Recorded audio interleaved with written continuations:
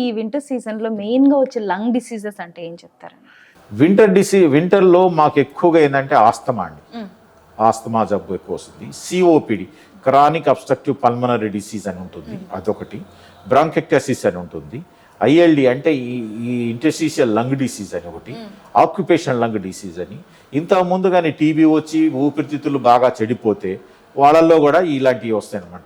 ఈ చలికాలంలో ఏమవుతుందంటే ఈ చలిగాలి లోపలికి వెళ్ళే కొద్దీ ఈ గాలిగొట్టాలు కుదించుకుపోయి కొద్దిగా గాలి తీసుకోవడం కష్టమవుతుంది. ఆయాసం రావటం, దగ్గు రావటం, తర్వాత ఎక్కువ పని చేయలేకపోవటం, నీరసం, ఇలాంటి లక్షణాలు వస్తాయి. కాబట్టి వీళ్ళ గురించి మేము ప్రత్యేక శ్రద్ధ తీసుకుంటాం. అలానే ప్రెగ్నెంట్ లేడీస్ కానీ లేకపోతే ఎల్డర్లీ పీపుల్లో కానీ ఎలాంటివి ఎక్కువ సివియర్గా చూడొచ్చు అంటారు?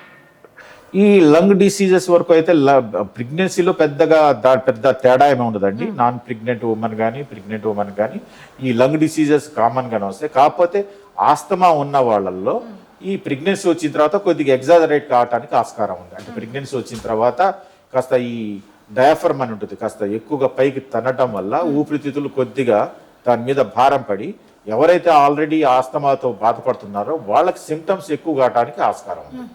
ప్రెగ్నెంట్ లేడీస్లో ఒకవేళ టీబీ కానీ ఆస్తమా కానీ ఆల్రెడీగా ఉంటే అది వచ్చే పిల్లలకు కూడా ఛాన్స్ ఉంటుందా సార్?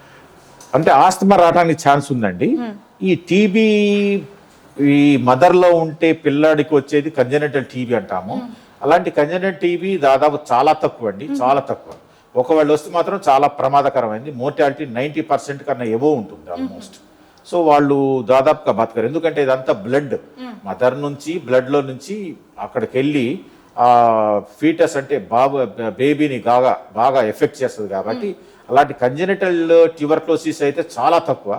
అది వచ్చిందంటే మనం చాలా ప్రమాదకరము. అలాంటిది మేము దాదాపుగా ఇంతవరకు చూడలేదు.